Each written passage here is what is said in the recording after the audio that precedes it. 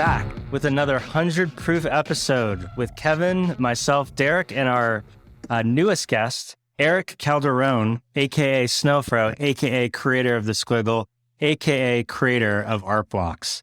Erick, it's great to have you on the show, buddy. Thanks for having me. It's such a pleasure to be here, guys. So glad you're here. This is awesome. And we're going to talk you into doing some mints by the end of the episode, I think. Oh my gosh. You know, I was thinking earlier that last time I talked on a podcast with you, Kevin, was pretty early on in this whole journey. It's pretty wild where we've been since the last podcast. It'd be fun to go back and listen to that episode and just see what's changed. I cringed so hard. Oh, really? Things that I was some of our predictions really most off? Of the things. Most of what I listen to these days, if I ever go back or somebody's like, "Hey, remember this?" I'm cringing. But there was one thing that I thought was really, really cool, which is the we talked about IKEA printing generative posters, and I think we're so much closer today than we were back then. Like back then, it seemed like this pipe dream for the future, and now I think we're actually it's not actually that far out that we do something at that scale. So yeah, I'm curious. When I think about how we get just hassled in general, like people come up and they're like, "Oh, I love Moonbirds, like proof, blah blah," and that's awesome. I love that, going to events.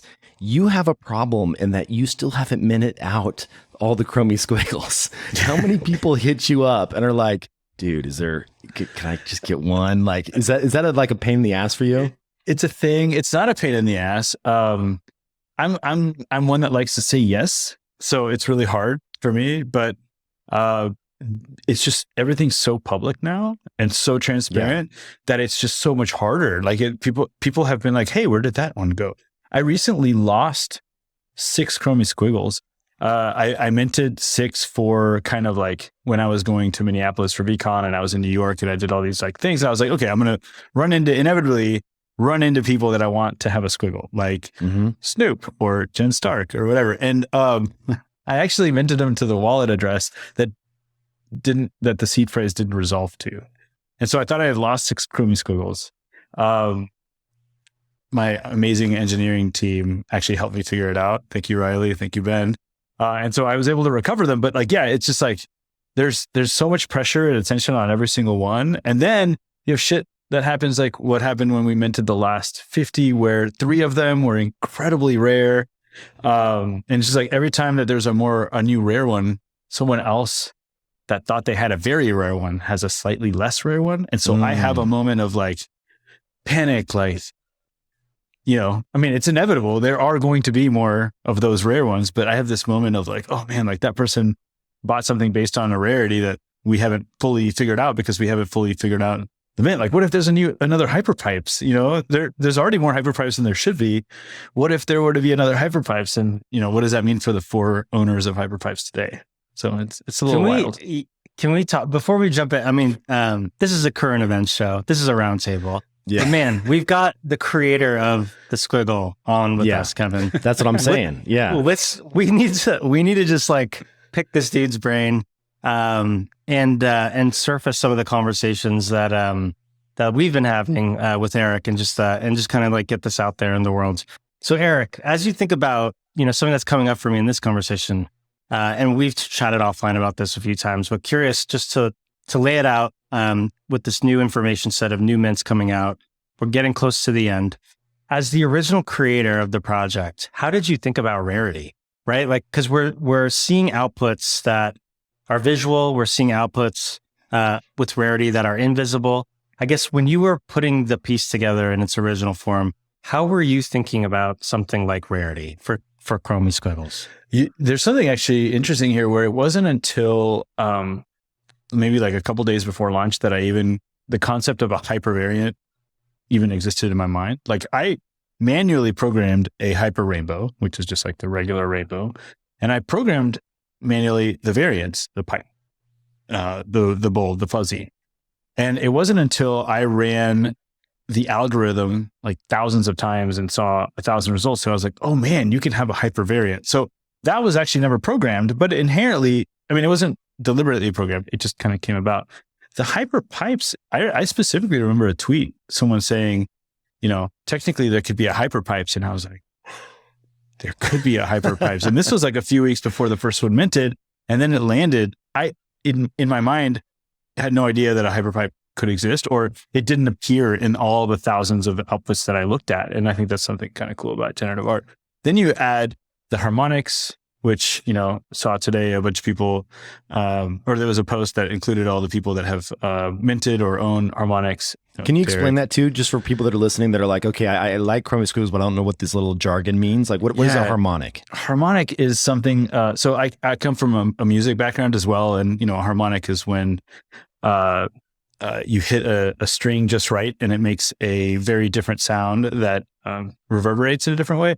And it usually is at the same place of every string. And so in the development of the Chromie Squiggle, I always wanted to give people the ability to change the background color of the Chromie Squiggle, because especially because this is a digital forward thing, sometimes having a bright white screen is actually kind of a nuisance, even if there's a squiggle in the middle. Like if you're going to put this in your living room. And so I wanted to make sure that if somebody wanted it to be just like totally black with the squiggle in the middle, they could do that. I also wanted to demonstrate how a algorithmic work could be interactive. So what I did is I made it to where if you press the spacebar over and over, you can change the background color. Then there's a trait called I got a bunch of those rings airdropped the other day too. Someone's like, man, do you really like these rings? What? You're looking at my screen right now? Yeah. The other thing is I made this trait called ribbed, and the ribbed trait essentially kind of wraps a Chromie Squiggle with just these kind of rings that are slightly bigger than the circles that make the squiggle itself. And those can be any color between 0 and 255. So any color between white and black. A harmonic is when the rings around a ribbed squiggle match exactly color-wise to the background color, one of the 10 predefined background colors. That's what's called a harmonic. So if you go to, I guess based on like today's tweet, what number was that? I love this one of mine. This one's so good. Oh man, you got a really packed one. That one's probably got one of the higher steps. Let me see here. Number 9370. Yeah, tell me what number I can look it up for you. I can pull it up on. Let me find it. Oh, 1381. 1381. Okay. Let's see here. Let's pull it up here so we can. There it is. Okay. All right. So walk us through this one here. So if you press the space bar. Oops. I click on it first. People don't know this, by the way. Most people don't know that this is even. You see, there's that space bar hit where it actually matched the exact color. Interesting. Of the shroud. So right when you get right there. It's gone. So then all you have is like this glowing thing. Okay, so this is called a harmonic right here. Yeah, it's something that wasn't planned, right? Like it's something that. So then I have one of these. Let me show you mine. Tell me if this is correct. A lot of times there's the one's called the ghost squiggle, which is when it's pure white. Oh yeah, you have a harmonic that's like built as a harmonic essentially. Yeah, I love this one. It starts out that way and it ends that way. That's so cool. Yeah, so those are called harmonics, and that's just like a fun thing. There's these community-defined traits. Like, early on, the idea of a perfect spectrum and a full spectrum was a community-defined trait that has gotten a lot of love and attention. And and then there's the camels that people have kind of like added that as a new community-defined trait. Wait, so what's the camel? Let's look that up. They just kind of look like you passed a couple things that just kind of look like a little. They have like a little hump in the back. That could be a little camely. Yeah. That one. More like that one. Yeah. Yeah. Probably more like that one. I don't know. Squiggle DAO would have very strong opinions of what's camely for sure. I think the fuzzy are the sleepers in the whole space because they are absolutely stunning on a black especially background. Black. Yeah. Or the dark gray. Yeah. I do love the fuzzy with the dark background. In fact, the fuzzy at one point was actually, believe it or not, my least favorite of the variants. And of course, when I say favorite, it's weird because I wanted it to exist, right? So of course I loved them all. And then as I started releasing all these squiggles that ended up on infinite object frames, and I had to pick the background color for squiggles, fuzzy's actually kind of shot to the top of my list. I still love the rib. The rib is still kind of my favorite style, but fuzzy's kind of have gained a spot of more love than before. And then you have these beasts. I Man, love that bold. That's a That good is a bold, great man. fatty. Wow. Amazing bold cat. It's so awesome getting to see your collection like this. It's cool. Yeah. So cool. Erick, you're talking about favorites here, and we're talking about categories, but I'm curious, is there a favorite Squiggle that you have found that either you own or that someone owns? Like something that you just absolutely I do. I have adore? one favorite. It's actually this one. What number is it? Oh man, if I don't know the number, this is the hard part, right? Finding the number. So what it is, it's a ribbed Squiggle that there's no holes. Let me see if I can pull it up, and you can pull it up on there. There's actually the ribs are so tight that they don't allow any color to come through whatsoever, except for at the open terminal on the end.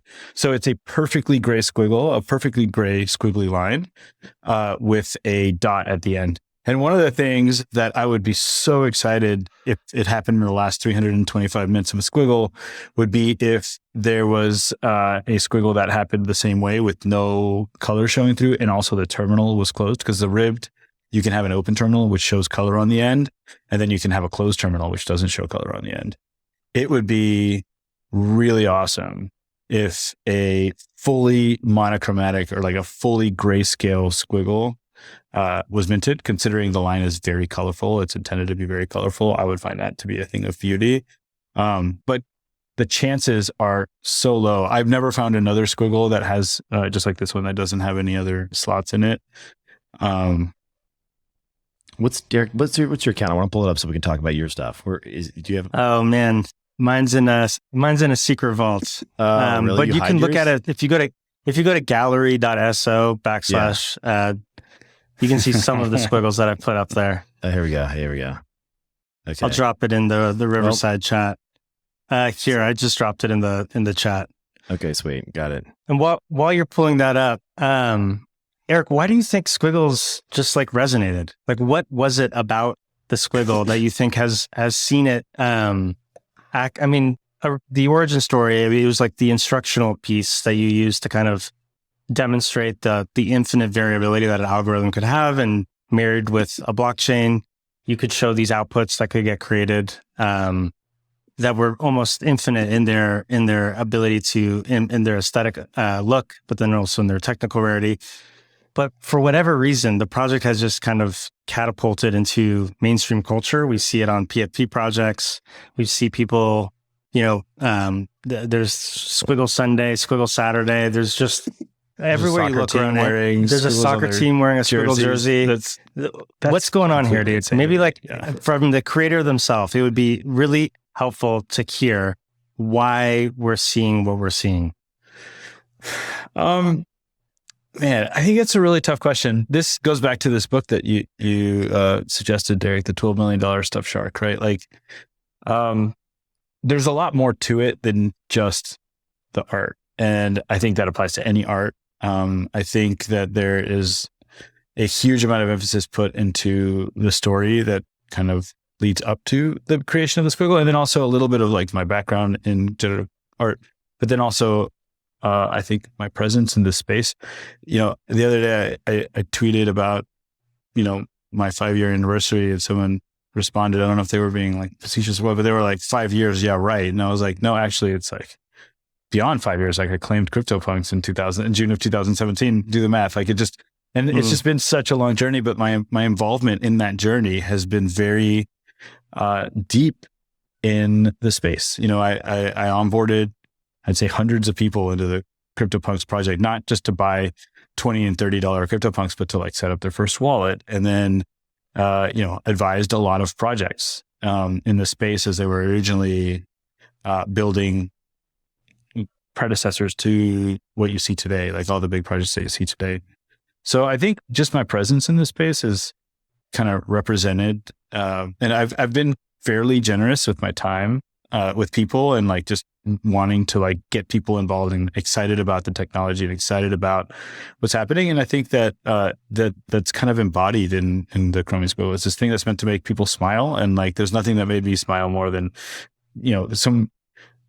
literally like the gorilla coming into the CryptoPunks Discord being like, what is all this shit? Like, who cares about these stupid drawings and pixel characters. And why would anybody pay $200 for this thing?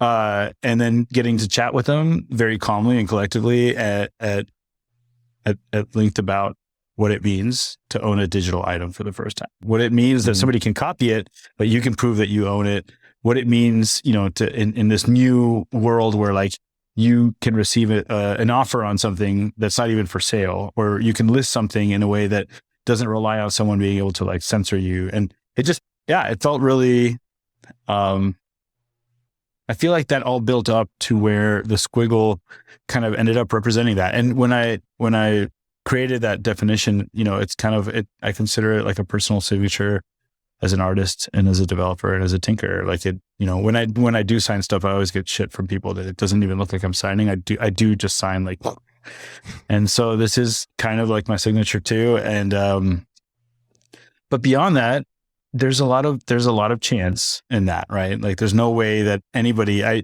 Derek, you were early mentor of Squiggles. I remember alarming you at the potential for these to go to zero very early on. I ignored that warning. Yeah, thanks. Nicely done. But the opportunity to acquire one of these things for $10 was really special. But even that felt crazy, right? Like even that felt a little bit wild.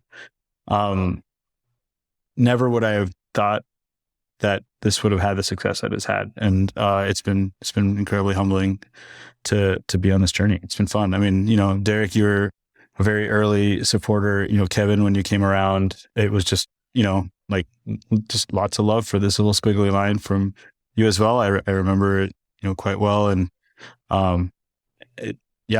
it's still unbelievable. To be clear, it still does not feel real, and I think that's something that I've kind of mentioned in a couple of panels. I think it's when this starts feeling normal that maybe we will start to be able to look and say, yes, this is actually something that can and will be a mainstream technology. I believe that both of you guys are aligned with me that blockchain technology, NFT technology, provable ownership of a digital asset isn't going anywhere. It is very much going to dominate, I think, a lot of what our lives are in the future. But there's a lot of things that could go wrong. There's a lot of things that are not perfect about the system, and it will continue to feel unreal. I think until that whole system has been ironed out and we are seeing mainstream adoption of this technology beyond just like, the nerds that we are surrounded by that, got us here in the first place. I'm curious, when I think about this project, and Derek, I'd love to hear your take on this as well. But when I think about it, and I'm saying this, not trying to just like kiss your ass here, but like I believe that in a decade ish, and I'm already starting to see cracks in this area, that this will be known as the most important kind of early generative art piece that started a whole movement. And that it will be that OG original piece that is going to be a must have for any serious NFT collector. So my bet, and this is not investment advice, do your own research, is that these things will be a lot more valuable in the future.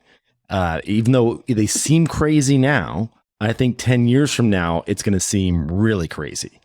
And one of the things, part of my bet, and this is hard, I'm curious how you think about this, Eric, but part of my bet is on you in that you're doing such a good job going out and really going out and talking to traditional collectors and kind of bringing people along for the ride. And how much of that is like part of the plan? Like, do you consider yourself like a part promoter at the same time? Because you're doing a really good job at like making sure the traditional art industry understands the importance of this sector and the space, and at the same time your collection as well.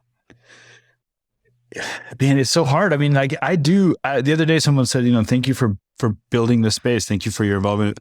There's a lot of things that I like to shrug off as like being chance or being, like I feel very lucky that things have gone this way, but also I have just busted my ass like building in this space. And that's something that little by little I'm starting to feel comfortable taking, not credit for, but like accepting that, yes, I did help build this space to some degree. There was not, but maybe 100 of us minting CryptoPunks. I don't actually know what the stat is, maybe 200, I don't know. And a lot of people disappeared during the really slow bear market between 2018 and 2020. And there wasn't that many of us here. And it does feel like this has a lot to do with some of the fact that there's people that were creating generative art for many years out of pure passion, and that doesn't mean that you have to do it for money, but people were making generative art out of pure passion for a really long time, and now they've been able to monetize that in a way that feels natural. Like, oftentimes I talk about avoiding the square peg round hole phenomenon in the blockchain space. Like, these people found a way to monetize and distribute their work in a way that felt natural and good, and the goodwill that has imparted upon what used to be a very niche, small group of people, which has turned into a huge number of people, whether they are originally creative coders or originally engineers that found that they have a creative side, or originally neither and just started from scratch because they were excited to participate in the space. There's good vibes there. And I think that those good vibes just kind of like are actually embodied by a squiggly rainbow, just in and of itself. And I think that there's a lot of, I don't know, I guess there's, I think that there is a vibe there where people are appreciating the efforts that I put into the space. So why did you decide to partner with Venus over Manhattan?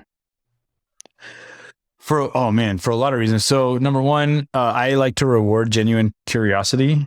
And so the only way I can reward people with anything at this point is my time. I used to reward people with Squiggles, but that was a different time. And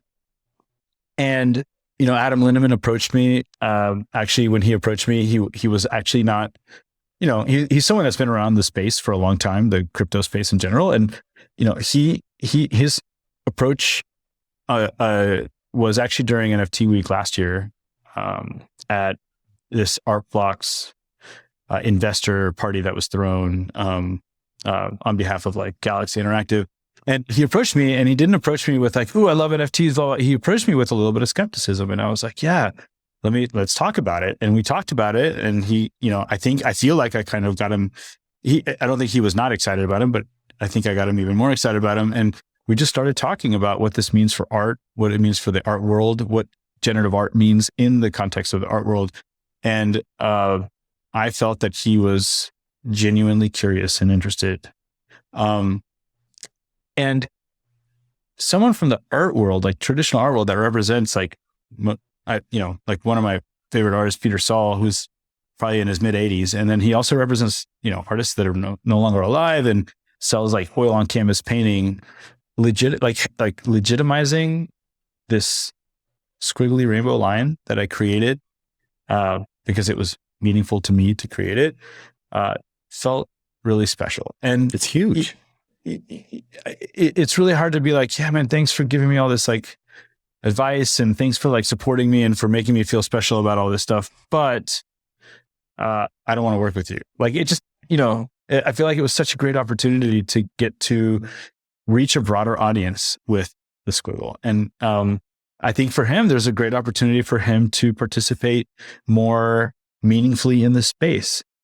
And, I speak on branding stuff all the time these days. Like, there's a huge difference between someone that's buying a PFP, saying, and like just diving into the space and then doing this drop and not actually like participating meaningfully in the space, I often use you as an example, Kevin. Like, you were doing podcasts, like you were in the, deep conversations with punks people, like whereas you have, and no offense to some of these, but like you have some pretty big celebrity names that literally they buy a punk or an ape, they make it their PFP, and we already all know that there's like a drop coming, right? Like it's like the playbook has already been established, and it probably worked once or twice, but it doesn't feel good.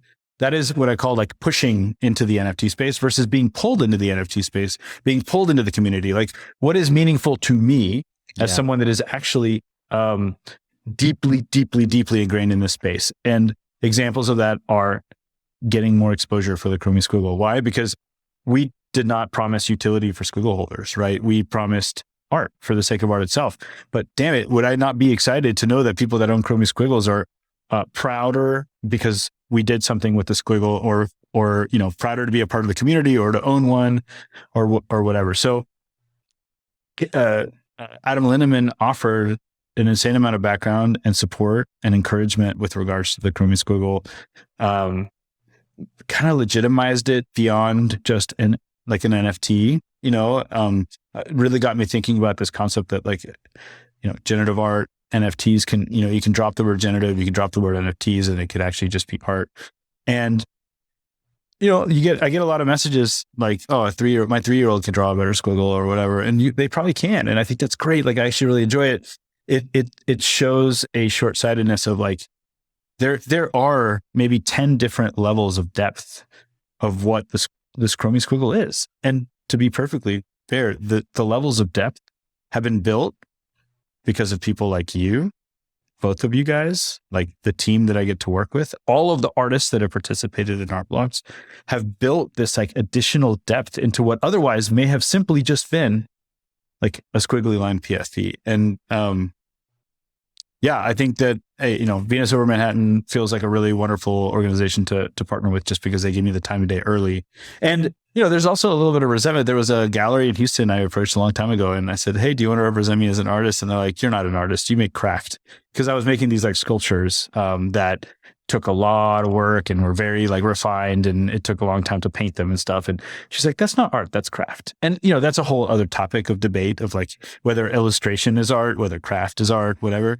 But I always felt a little resentful of it, because I thought that I was making something that would be appealing for someone to look at. So to then have a New York gallery that represents fine art, that's relevant in the fine art space, embrace a project that I've made is really special. Man, I loved that. Erick, let's pull on this thread a bit of you as an artist. You've got some work coming up that you're going to be showing in Mexico City at Bright Moments. Would love to hear your early thinking on how you see yourself as an artist in the life after the Chromie squiggle. What does it mean to create work following up the Chromie squiggle?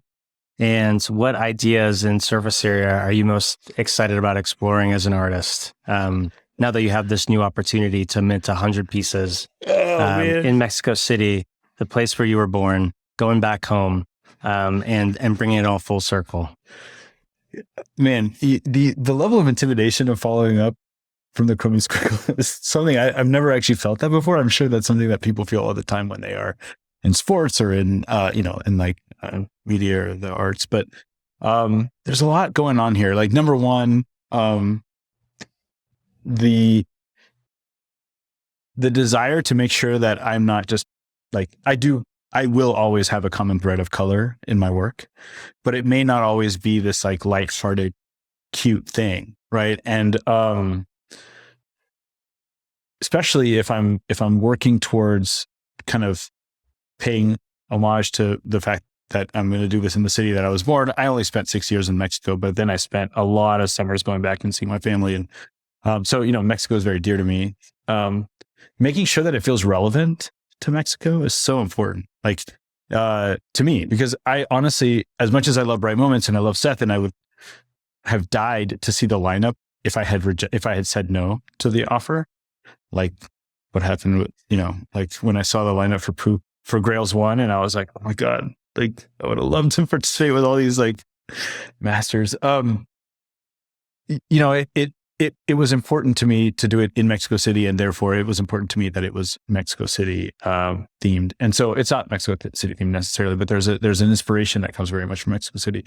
The title of the piece is going to be called 100 Untitled Spaces, and I don't want to really get too deep into it, but it's an homage to Donald Judd. It's an homage to Mexican architecture, and I think that it gives me an opportunity to show that there's a little bit more depth to my art than just like a signature, which is what it's almost like the Chromie squiggle would have been a really good piece to like trigger the release of after I died, as morbid as that is, like as an ending piece, not a beginning piece. But there's a lot of things, and this is a recurring theme in Art Blocks, right? When I have a crazy idea and then we approach other people, other platforms. Hey, do you want to do this idea? And I'm like, yeah, maybe.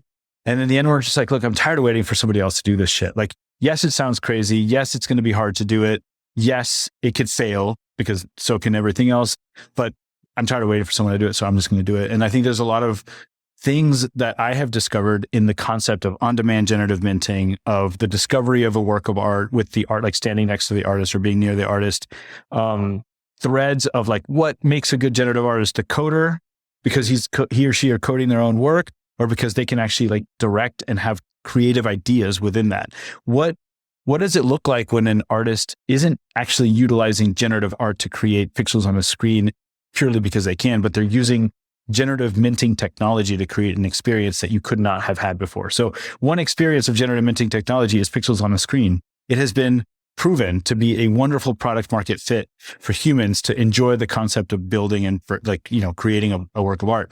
But that cannot be the end of the line of what on-demand generative minting can offer this world. And I want to kind of bring all of those things together. I want to show like a depth of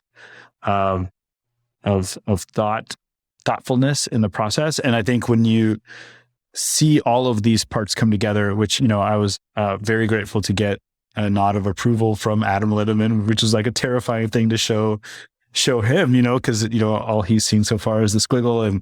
And then, Derek saw it earlier and gave me a nod of approval, which gave me a lot of confidence. It's going to be a lot of fun. I hope more than anything, and this is maybe, a mistake, but more than anything, I just want to honor all the other artists that I'm launching with that day. The level of skill, talent, and like passion for generative art that's contained in that drop is combined one of the most intense groups of generative artists in the world.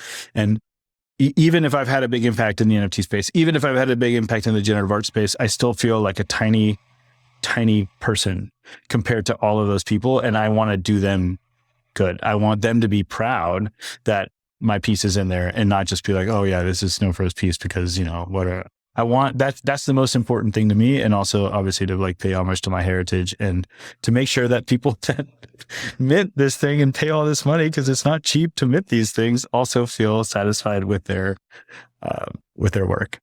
I can't wait. I'm going to be there. Derek, you're going, I know. So I'm going. It's going to be wild. And I will say that just having had the opportunity to work with Erick a bit and just see a bit about his process on this new piece.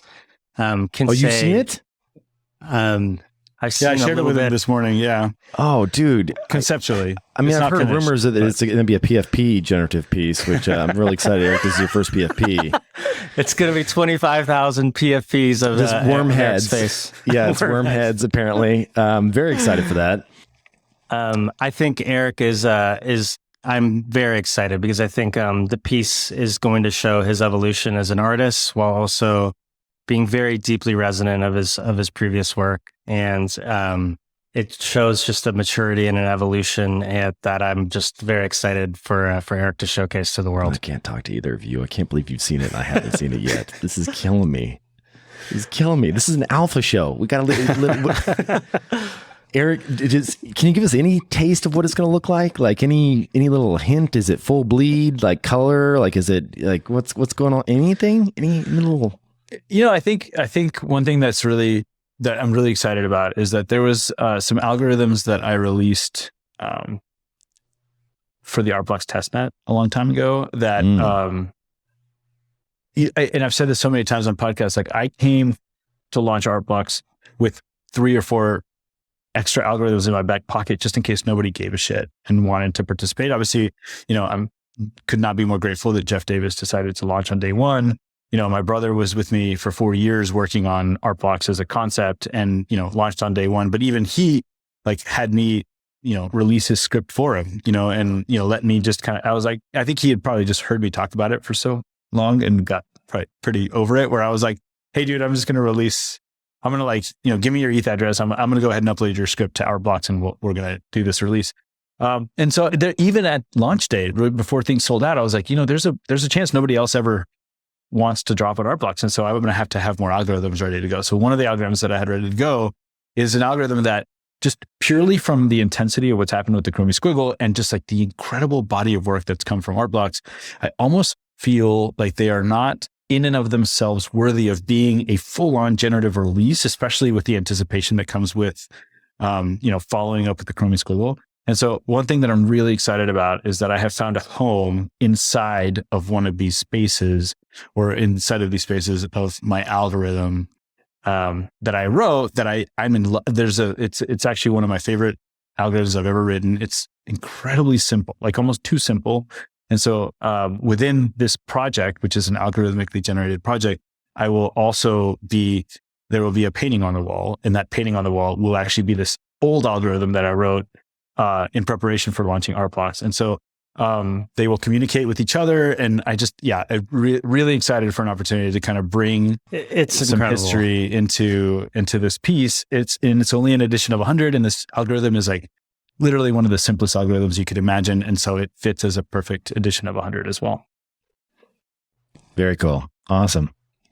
All right. Should we move on to, have we grilled them enough, Derek? Or do you want anything else? I think so. I feel like we can let them off the hook. We had to do it, Kevin. Oh my God. I think we almost took up like an hour almost. Like we're 44 minutes into this. Oh my gosh. We had them on the show, dude. Should we talk about some of the soup du jour, some of the stuff that's happening this week? I think, Kev, you flagged earlier, there's some stuff going down with the Bored Apes. What's going on over here? Yeah, I mean, essentially, you've probably been, if you've been on crypto Twitter recently, you've seen this Ben Dow warnings, like that there will be a potential collapse to the NFT market. I think that's going a bit far, but there's certainly some people that are leveraged on when it comes to their Bored Ape collection. And it's not just apes. There's a couple other collections as well. But I'll pull it up here so we can see what's going on. So this is basically a liquidity protocol for NFTs. So you can come in here and you can say, I have one of these top tier collections and I would like to get some ETH out. So you lock it up with them. You take a loan against it, and then you have to repay your loan in order to get your Bored Ape back, or your CryptoPunk, or your Doodles, Azuki, CloneX. I mean, they've got a bunch of them on here that they support. There are 270 active Bored Ape Yacht Club loans. There are 301 Mutant Ape loans that are active. And it looks like, because, this being a crazy bear market, that some of them are actually, they are coming up and have the potential of defaulting, which means they'll be called on that. And what happens then is they transfer into an actual auction. So if it trades below a certain price and the actual loan is being called, then it kicks off an auction. And this could create a cascade of sales that happen from these, over 500 NFTs, which is crazy. I don't think it's that big a deal. I think there's a lot of people saying, hey, it's going to cause this general collapse of the market. And when I think about it, I mean, this is just good housekeeping. Like, it's people that took out loans. They did it at the peak of the market. They're not going to pay them back. And so what does it hurt? I mean, yes, there could be a couple days of just a little bit of a sell-off, but I don't know. I consider this stuff, like, I don't know how you guys feel, but I feel that for me, I'm a long-term holder on these types of projects, right? If I'm holding a Bored Ape, I'm going to hold it for the next decade plus. Like, there's no reason that any type of blip like this would impact me. If anything, if I had a little bit of extra cash left, I'd be like, okay, it's now time to deploy some capital and come in, right? So I'm not as freaked out as most people are. I think, I have nothing but good things to say about the Bored Ape crew. And, I think it is what it is. It's just leverage being corrected. So, but would love your guys' take on it. Yeah, you want to go for it first, Eric? Well, I mean, just, I remember like scrolling through Twitter, and there was this idea that, and man, I didn't realize that Ben Dow existed, right? This is how much living under a rock I do.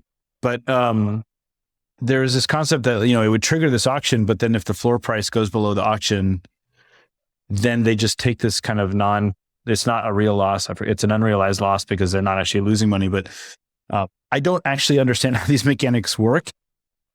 If I understand correctly, they're not taking into account a semi-black swan event, which it's not even a semi-black swan event. In 2017 to 2018, the value of my crypto portfolio went down by 99%. And yes, you can say it's because I'm a total dumbass, and I'm fine with admitting that. It was those master nodes, Eric. It was my Mu master nodes, man. my however many Mu and helium and Pivx and all that. Yeah, I gotta stay away from the master nodes. Too. But yeah, I mean, like I can't imagine that we're going to have a 99% or even a 90% drop in value on these, like on the punks, right? Like you're going to go from what was the peak 150 ETH to 15 ETH. No, I think that the floor price of a CryptoPunk will always bounce off of like the mid $40,000 range. And I do love the 1 ETH equals 1 ETH ethos, but like I don't buy that. I really think that there was a trampoline at roughly $50,000 for CryptoPunks, at roughly $5,000 for Chromie Squiggles, both of which were validated in the last couple months. And I find it hard to believe that a platform can exist, and maybe this is where I'm ignorant, where a mechanism is in place that is not considering the fact that the floor price could actually go from 72 to 36 in a very short amount of time. One CryptoPunk has been sold in the last 24 hours. Like these liquidity crises are real for NFTs, and nobody's, I think, hiding or like denying the fact that even though there has been a lot of liquidity, these JPEGs are very illiquid assets in a time like this. And so I wonder, kind of where the mindset, I guess, is to think that an NFT could somehow clear the barriers that 2017, 2018, shitcoin markets did. When people are scared, they sell because they realize that they could have paid off their car if they might have just held, like, instead of holding on to this thing. And I think that's something that's going to happen. I think that we're overdue for what it's worth. I think it should have happened a long time ago, and or would have happened a long time ago. And we did have a small collapse, but I think now we're in it for for the long run. So I'll respond. I think these are great points, Eric, and something that I think about quite a bit. I'll respond to that by saying, or at least asking, assuming everything of what you're describing is true, that we do see these cascading selling events that happen very quickly without enough buyers in the market to kind of support these price levels from trampolining back up. Let's assume that that's true. Is there a price for some of these assets? And let's take Bored Apes as the vehicle here, where you, Eric, or you, Kevin, would step back in and start buying these things as people who may not be supporting these ecosystems currently, but as people who may have spare ETH, looking at the relative comps of this project to others and saying, wow, I actually think this may be an interesting entry for me. And if the answer to that is yes, I'm curious from both of you, what price does that look like for Bored Apes? Kevin, do you own a Bored Ape? Yeah, I no longer own a Bored Ape as of like a year ago. So, because this is important. First of all, Bored Ape is a bad example here, Derek, because I still have PTSD from one of the first Art Blocks hype cycle collapses where literally in our Discord, there was like 25 Bored Apes yelling at me about how I had no idea how to run a crypto company and there was no utility and all this kind of stuff. So while I have nothing against Bored Apes in general or the creators, like I still have like you got some scar tissue there. I do. And so like I don't see myself owning a Bored Ape anytime soon. But I guess just from like a purely fiscal perspective, like maybe there is a price at which I'd say I would pay 10 ETH for a Bored Ape. Just because I feel like I have to complete my collection. I have every other NFT out there, or every other type of NFT out there, except for a Bored Ape and the dog and the mutant. And so, yeah, I'd probably 10 ETH. I'd be willing to. I think that's a good answer. What about you, Kevin? I'm kind of torn because I love the collection. I've met some good apes. I wasn't drawn to the art initially, and that's why I didn't mint it or participate in it when it came out. But as time went on and it became more a piece of our culture in the world of NFTs, and they built on, I don't know, they just kind of created these moments, these cultural moments that I would say there's only, in my mind, in the world of PFPs, there's only two that have flipped over to being like these mainstream, like forever PFPs that I think will, be known and recognized as very important pieces to hold just for their historic value. And I would say that's CryptoPunks and that's Bored Apes on the PFP side. Yep. Now, I don't think we've made that. Obviously, we haven't made it there yet with Moonbirds, but that's just being honest. Like we have had a lot of work to do. On the Bored Ape side, if there wasn't so much of the value tied to the success of their metaverse, I think I would be more excited about owning a Bored Ape just for the sake of having a piece of the art. Like I would like, okay, yeah, I want that hanging in my wall. I worry that on the metaverse side, and I have no insight here, they could knock the ball out of the park. It could be amazing, right? I've seen some of the demos and stuff like that. They've clearly got a talented team around them building, but it's to build a big game that's fun, that meets everyone's expectations. There's a lot there, right? And so if for some reason that doesn't work out, and you piss off a couple thousand apes and they enter the market and they push down the prices. And they jump into the Discord. Just the way you say that. They start yelling at Yuga. They jump into Artblock's Discord because that's where we go when we complain about bored apes. I think those are troublesome. Like that's a big concern I would have, and I wouldn't want to hold one because of that. If it was just like CryptoPunks, for example, it just, they own that asset. I would love to buy more punks. That sounds great, So yeah, I worry it's too tied to the metaverse. There was go ahead, Eric. Well, I mean, just one quick note. I spent 2 years in the CryptoPunks Discord saying like a broken record.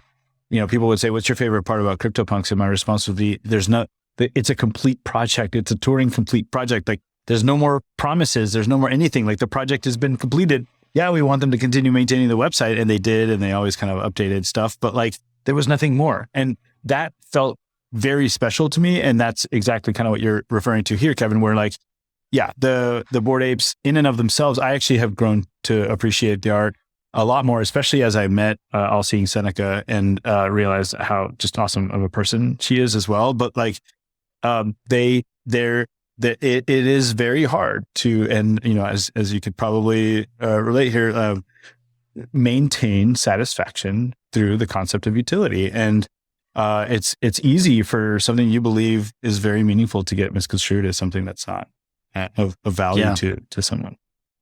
Yeah, I have a couple of thoughts. So the first is that I totally agree. There's just different ways to create value for these objects. And baking utility into these projects is certainly one. It does come with risk, to like the point that Kevin and you, Eric, are bringing up. And so at that point, the question looks more like a venture style calculus of, do I want to park ETH in this thing that has a potential upside, or am I willing, or is the risk adjusted return profile of this object such that I'm leaning out just based on the risk that gets baked in when you have teams working on things that have deliverables? I would say there's other objects where that doesn't exist. And I think this is what you both are flagging, Eric and Kevin, with the punks, right? So like, and we've talked about it a bit on the show, this idea of like no external dependencies. And I think one of the things we saw during this dip, this trampoline effect that you were talking about earlier, Eric, around over the last couple of months, is there was this recognition by the market that utility in a time where things were kind of a little bit softer, maybe acted more like a bug and not a feature. And it was these projects that had no external dependencies, things like Chromie Squiggles, things like Autoglyphs, things like CryptoPunks, and a number of other projects that we saw kind of double or triple in price, their ETH-based price over the same period, which was a pretty interesting phenomenon to see. The other thing I'll say is just getting back to this, like the psychological price that both of you would enter into Bored Apes as not being consumers of that brand or that product today. I do think that there is some price by which you, Eric, and you, Kevin, would buy a Bored Ape. And maybe it is closer to 10 ETH. But like, I think the larger point is there is psychological floors that exist for people that are within these communities. And these floors are very rarely tested. But in moments of crisis, like they start to get flushed out. And we've seen CryptoPunks trampoline over and over and over and over and over again over these last few years around these psychological price marks.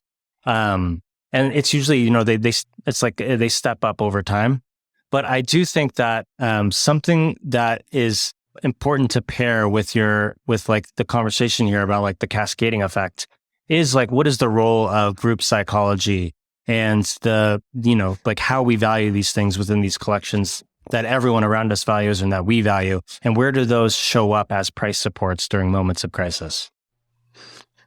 Well, I mean, a point that I'd make on that, I'd say that societal value would fall into almost like a content category versus a technological category. And, this is someone asked me for a hot take, like during NFT week. And I said, look, last year, 75% of the value of NFT was based on the technology, 25% was based on the content.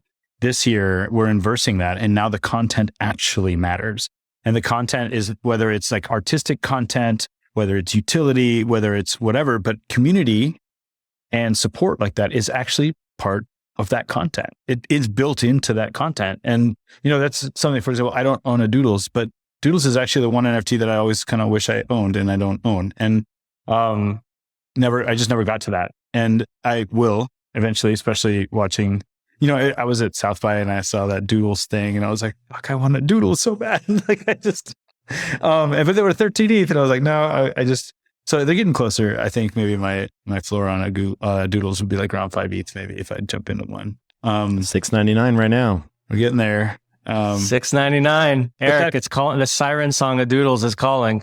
But that content thing I think is important, man. The content, whether the content is utility, whether the content is artistic intent, whether the content is like a jaw-dropping 3D rendering of rock, whether the content is a rocket that you're literally seeing a very busy, very famous and successful artist literally launching off of a pad in the city of New York. Like whatever that content is now, in my opinion, going to drive the value of NFT significantly more than the technology. And that's just part of what happens with a hype cycle of technology.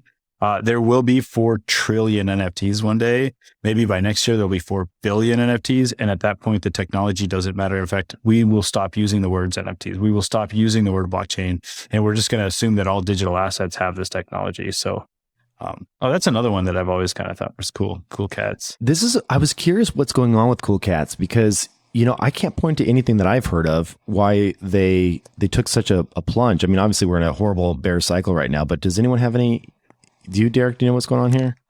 I think they launched a couple of projects within the collection that just didn't get the uptake or didn't satisfy the community, I think, in ways that they were hoping. And so it's been somewhat of an execution problem that's kind of getting baked into the price here.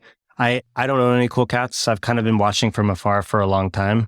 This was one project at one point that seemed to have was seemingly starting to like make its way into like that second tier of premier PFP collections. But I don't have any other knowledge other than I know a couple of the launches that they didn't take like they were hoping. But things may have changed and there may be new things on the roadmap and progress here being made that I just can't speak to.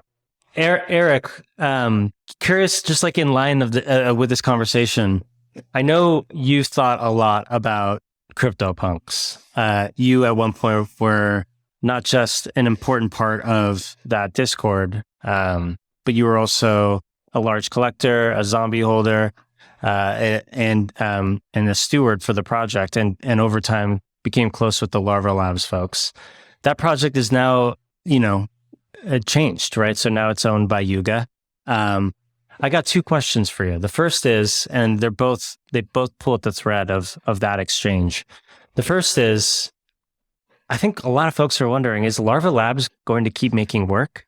They, for the longest time, they were the premier studio of pushing pushing at the edges of what this space was from a technical and creative and cultural perspective.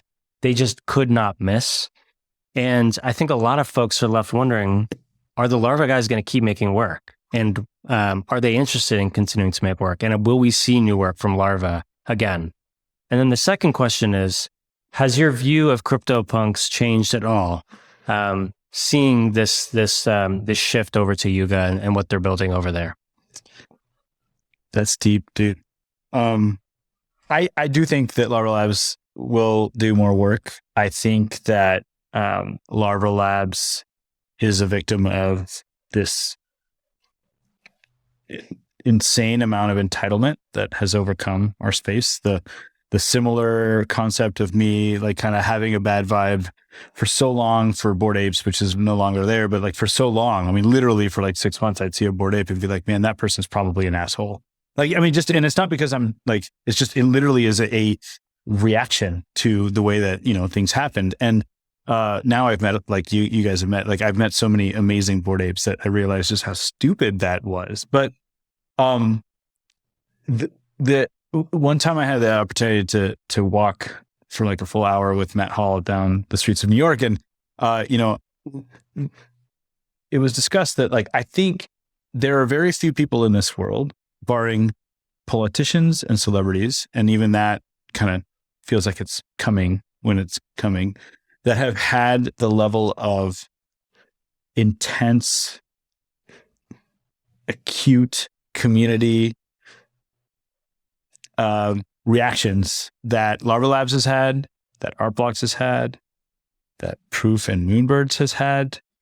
Happy to join you there. That Yuga Labs has had. And, one of the things that we've talked about on panels in the past is that, creators, I think now don't have any excuse. Like now a creator should very well brace themselves, because if their project is successful, period, they will have ups and downs.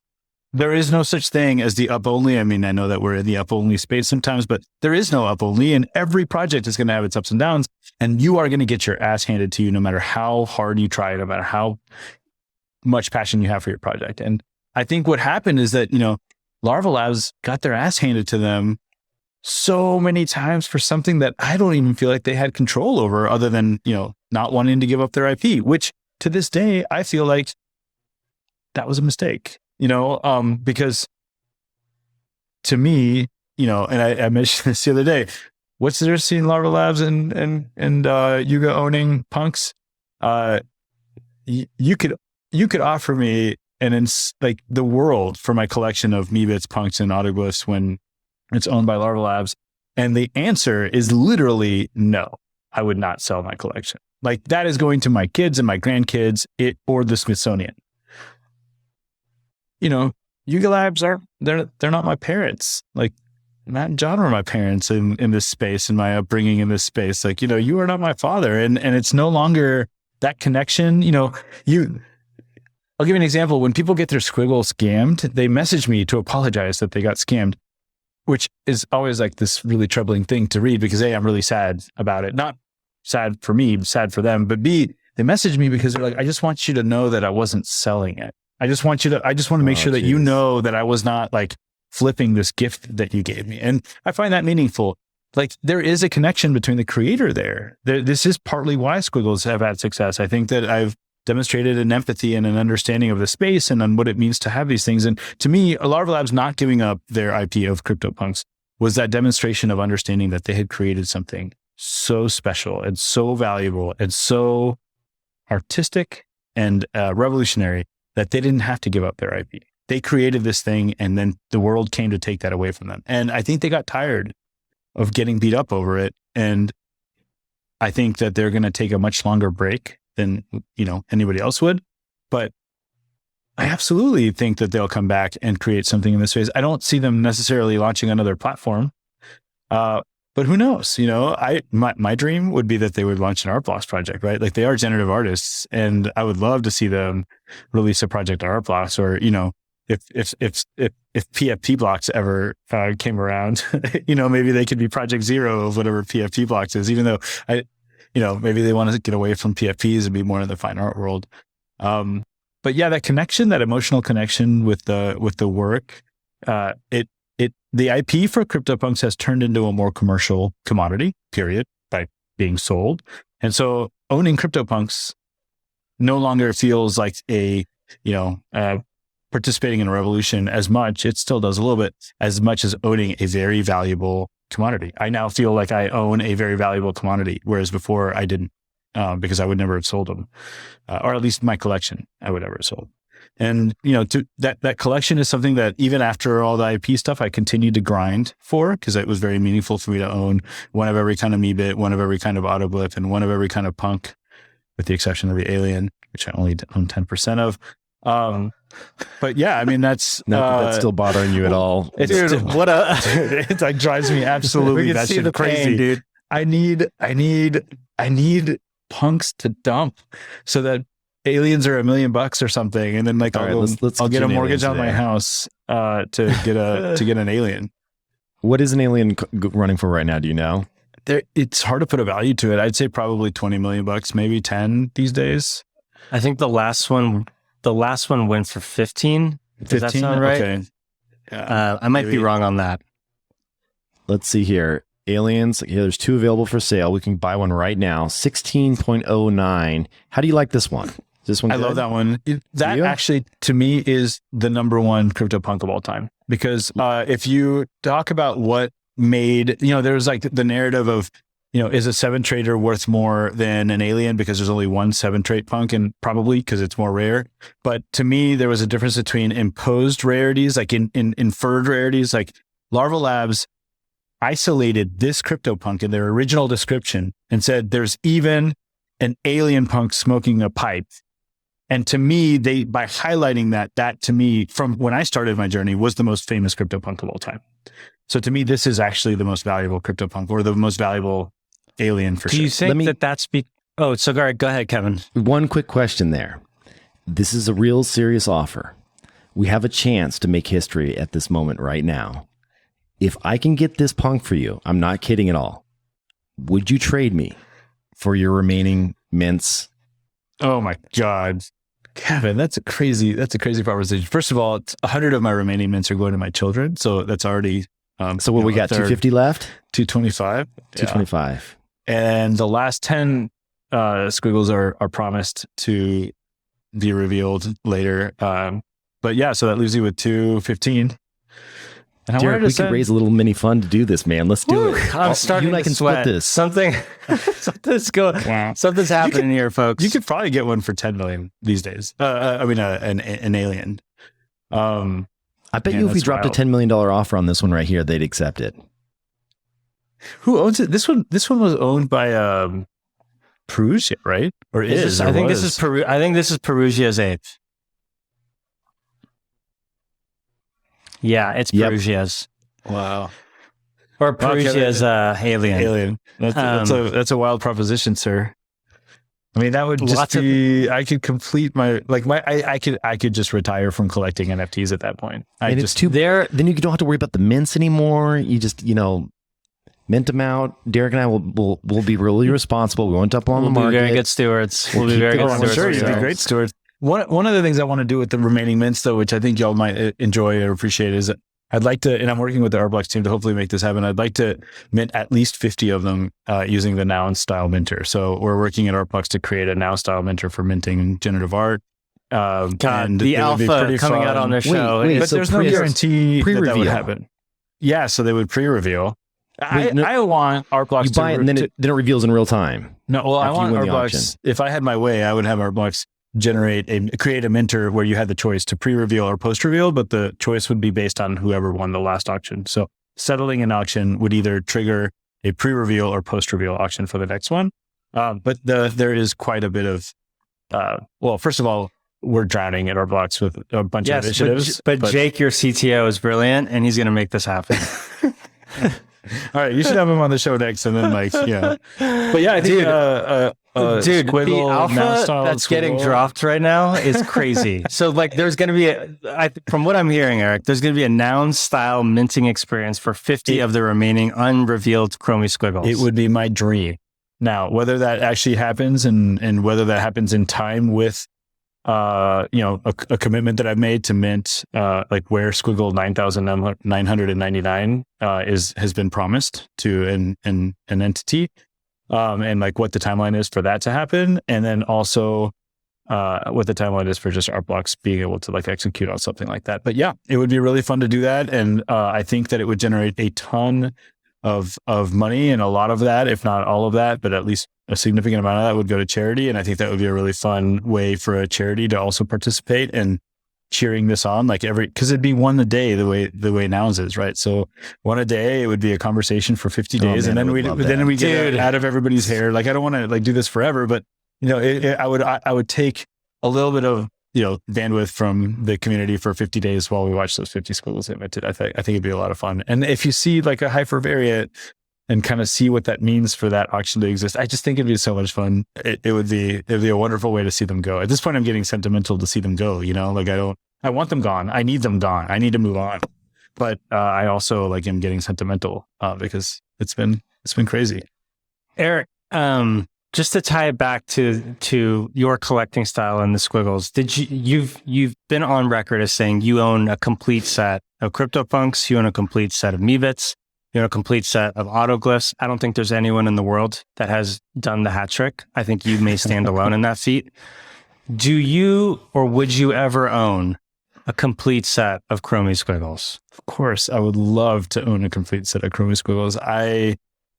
There's a very, very clear moment in history that I will regret forever, which is a good collector and friend, Von Mises, offered me early on. I mean, early when it still felt like a lot of cash for one single Squiggle. He offered me a Hyperbolt for, I want to say it was either $20,000 or 20 ETH. I can't remember. And I remember being like, dude, thank you. Like, I would love that. But at that time, I literally didn't have the liquidity to do it. If I had the Hyperbolt, I would now be chasing that Hyper Pipes, just like I am the Alien. And it's hard to know that it's out there without knowing that you can actually own it. Do you know all of the four? Do you know all of the four Hyperpipe owners? Like, are you familiar with all four of them? I know 3 of them. You know 3 of them. Yeah. There's one that I don't know that we ever. Do you know the 4? I think I do. Oh, cool. Well, we can debrief offline. I think there is one the 4th that I recently found that I think holds that 4th Hyperpipe. Whoa. Well, we can sync up offline, but I do agree that is kind of those are the 4 Hyperpipes. Gosh, why do you guys love these so much? I mean, I haven't seen them animate. Hold on. These are from a pure visual statistical rarity. These are the rarest Hyper.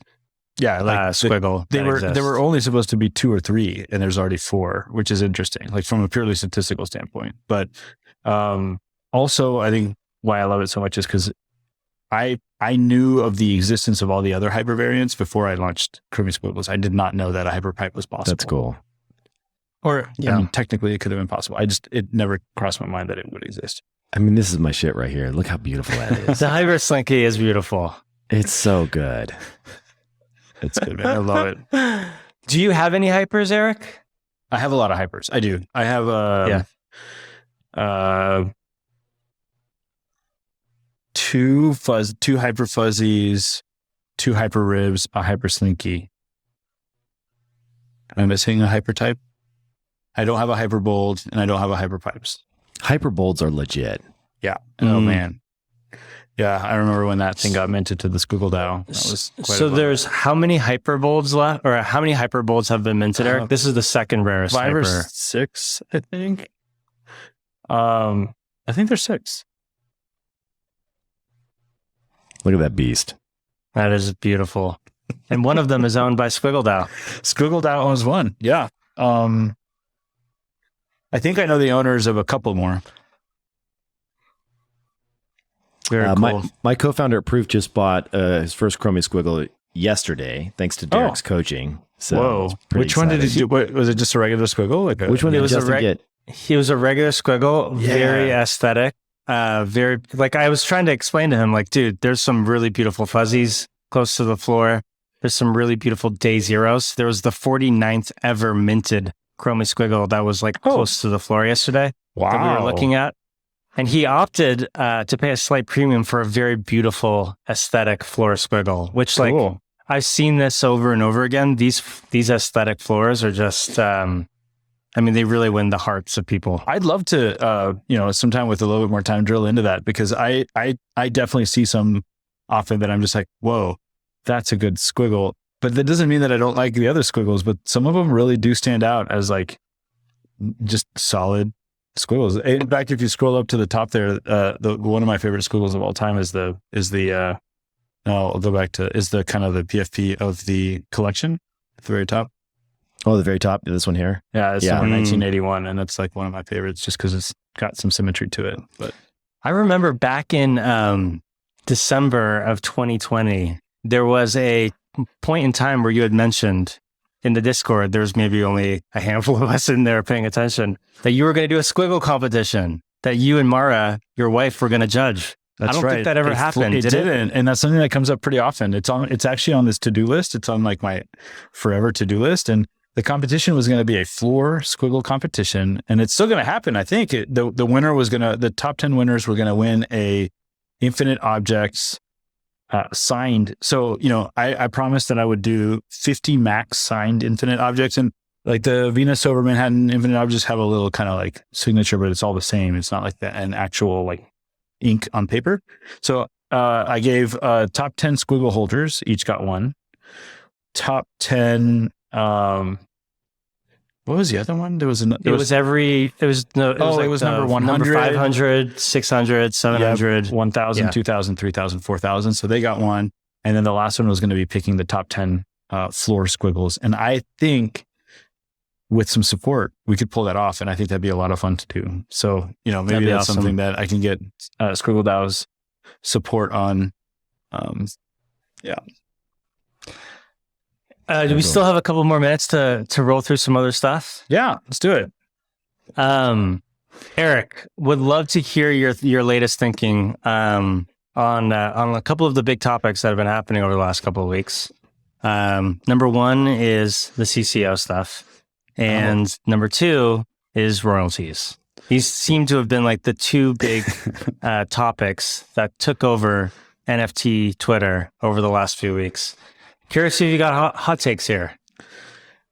Look, CC0, I think has a place in this world. And I just, this is one of those things that I just think Kevin just has, some serious courage and Xcopy both to have like assigned that to their projects. I don't have the courage. That doesn't mean there's something inherently wrong with it. I'm just not courageous enough to do it. And I'm away. My thoughts on it are just the fear of of some group that does not align with my values, taking a project and running with it. And I think there's a lot of arguments against that, and I think that makes a lot of sense. But ultimately, I think what's the most important thing here is that a creator should have control over that narrative. And so, Kevin, you assigned it to your project. Xcopy assigned it to their project. Like there was maybe the community was pushing for it. I don't know. And I think where the narrative really fell sideways, and the reason that I actually kind of resented CC0 early on was because of how much yelling there was and how much intensity there was around like bullying creators into backing into that license.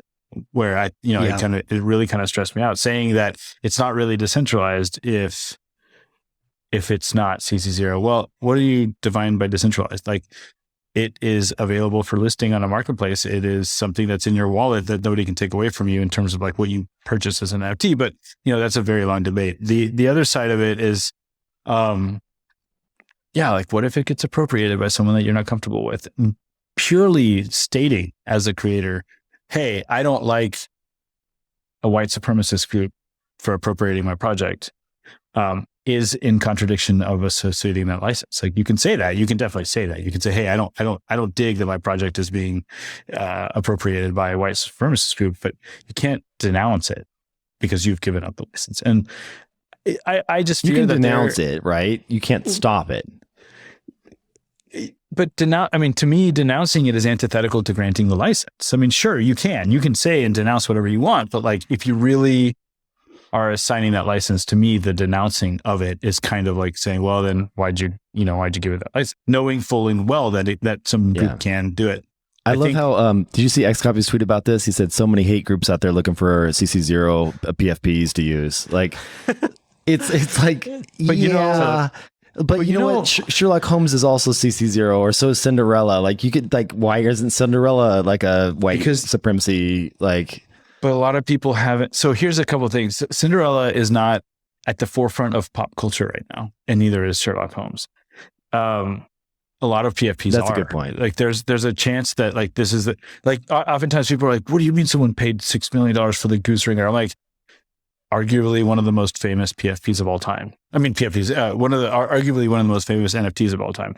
Arguably one of the most famous generative artworks of all time. Like at the scale at which the world has embraced and also recognized and see these works, you are introducing a lot of people to this really quickly.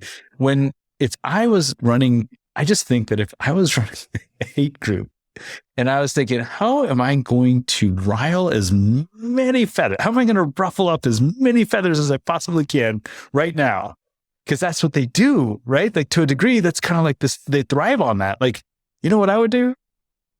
I would take a CC0 project and I would just, for the same reason that people stormed the White House and supposedly that was like a peaceful thing. Like there's narratives that are built around everything and people love to celebrate these narratives, and that's fine.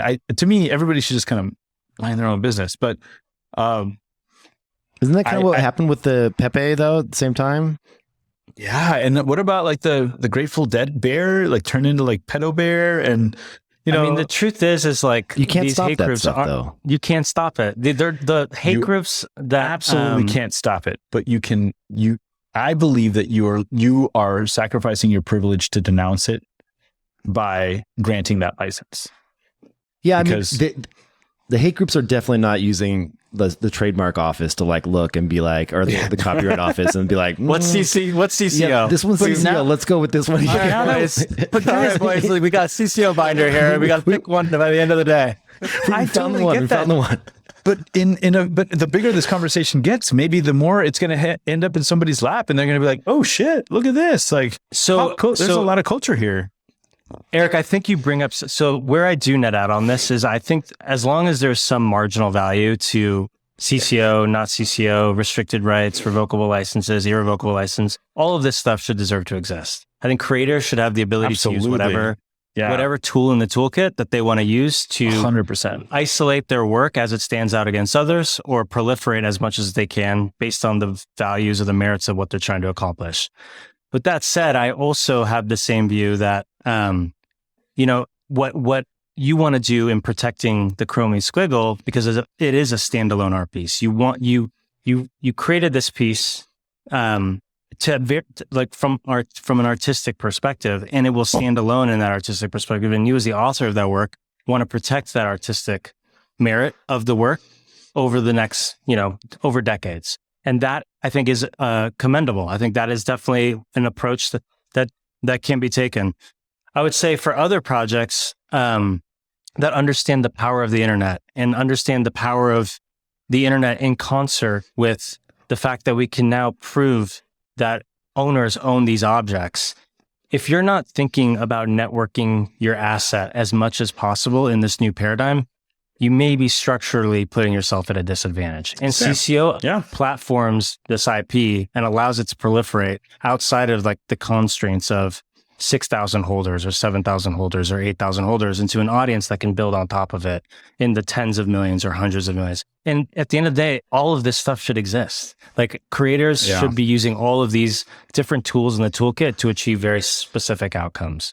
I agree 100%. And that's what it just comes down to guts. Like I don't have the guts to go down that path, Mr. Rose does. And I think that, and Xcopy does. And I literally watch the tide of intensive, reactions to both, thinking, oh man, because I know what it feels like. That's actually the only pity I have towards you or Xcopy or anyone that got a lot of shit for that, is just because I know how it feels to like make a decision and literally people that think they know everything about everything telling you how to run your thing. Yeah. It's actually quite the opposite. Like it's kind of like the debate about IP for CryptoPunks. Like they didn't want to give it up. People fought them. You wanted to do CC0. Like you are the creator.